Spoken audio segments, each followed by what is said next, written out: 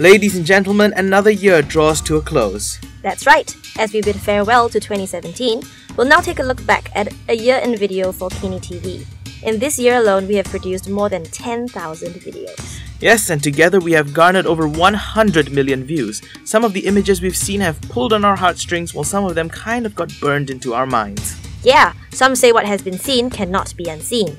Now, what you are about to see may not be the top 10 stories of the year, neither are they the most important videos of the year, but they are what we have selected to be the 10 most memorable videos of 2017. And some of these videos went on to become parts of news stories that have shaped the political scene, while some were just so downright unexpected or unpredictable that they caught everyone's attention. Now our list starts with an episode in February when Malaysia once again was thrown into the global spotlight. Yes, this time it's for the murder of Kim Jong-nam, the estranged elder half-brother of North Korean leader Kim Jong-un, who was attacked at KLIA-2 on the 13th of February. It was not long before the Japanese and Korean TV stations started airing this CCTV footage that seemed to have captured how the incident took place. Two females were seen to be rubbing something into Kim's face before he got help from the security personnel at the airport. This CCTV footage was not only one of the most viewed videos of the year on KiniTV, but also instantaneously became the top video for many other media outlets around the world. People remembered the image from this video so well that even the LOL t-shirt the suspect was wearing became a talking point. Coincidentally, it was also another CCTV footage clip that surfaced, becoming an important piece of evidence for another dubious case. This is the closed-circuit camera recording from several residences in Kelana Jaya that captured the moment when Pastor Koh was deftly abducted by a group of more than 10 masked men from his car in less than a minute. The family of Pastor Koh has complained that there had been a long silence from the police on the investigation. Police later announced in July that a human trafficking syndicate in Kedah may be involved in the case. However, until today, Pastor Koh is still nowhere to be found and no one has been held responsible for his abduction. Now, moving on to smartphone videos. I am almost sure that you have seen this following viral clip, perhaps on your own smartphone.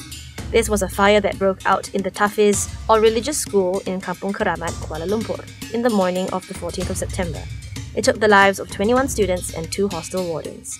The neighbor who recorded this video clip of the fire with a smartphone could only watch helplessly while sobbing. Police investigation later determined that 7 teenagers who were said to have been mocked by some of the students in the Tahfiz were involved in setting the fire on purpose. The tragedy also raised attention to the safety of Tahfiz schools in the country, where it was then discovered that many of them do not meet safety regulations. Now, while the Tahfiz fire was a real shocker, over in Penang, the northern city was hit by the worst flood it has seen in 30 years. Chief Minister Lim Guan Eng made this plea on the 5th of November.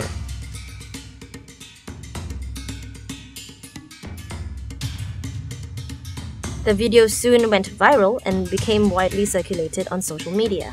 Some of the footage revealed the extent of the devastation, with scenes of flood-damaged properties and how a sampan even had to be used to ferry a coffin. In addition to watching politicians hit out against each other, our audience also seemed to be attracted to videos documenting political violence. On the 13th of August, Parti Pribumi Bersatu Malaysia, or PPBM, held a forum called Nothing to Hide 2.0. Former Premier and PPBM chairperson Dr. Mahathir Mohamad was halfway through his session at the event when all of a sudden, all hell broke loose as some members of the audience flung water bottles, shoes, plastic chairs, and even flares across the venue.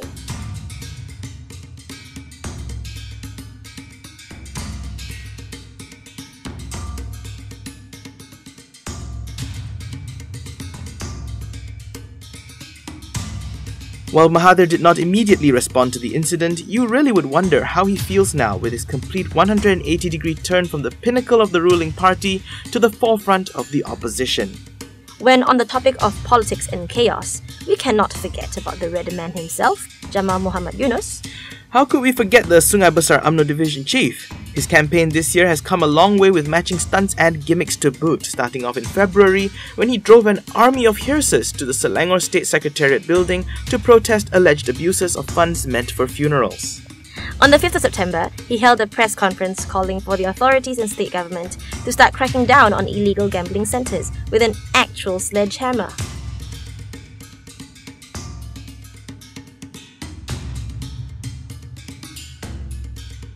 Just a month later, on the 5th of October, his sledgehammer made another appearance. This time, he smashed several bottles of beer in front of the Selangor State Secretariat building to protest beer festivals in the state. At around the same time, he also started an initiative to open a pop-up store to sell fish at below market price.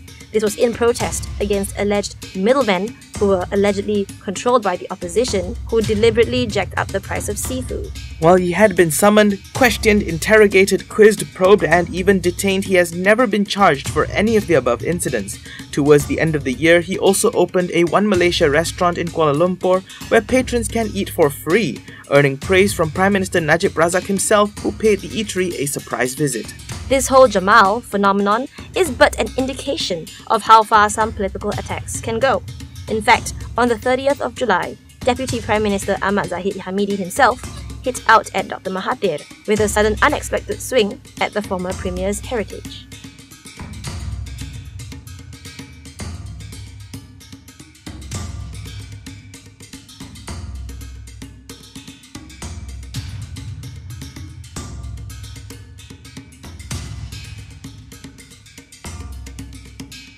Heated debates arose as to how many existing leaders truly have pure Malay blood. This also got the attention of veteran journalist Suki Latif, who pointed out that all 6 Prime Ministers of Malaysia were not of pure Malay blood, as they had Siamese, Turkish, Indian and Bugis bloodlines.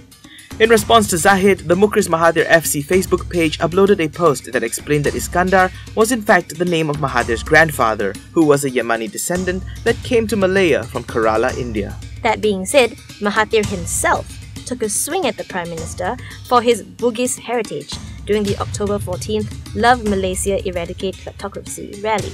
Didn't Najib call himself a Bugis warrior back in 2015? Yes, he did, but Mahathir had something else in mind.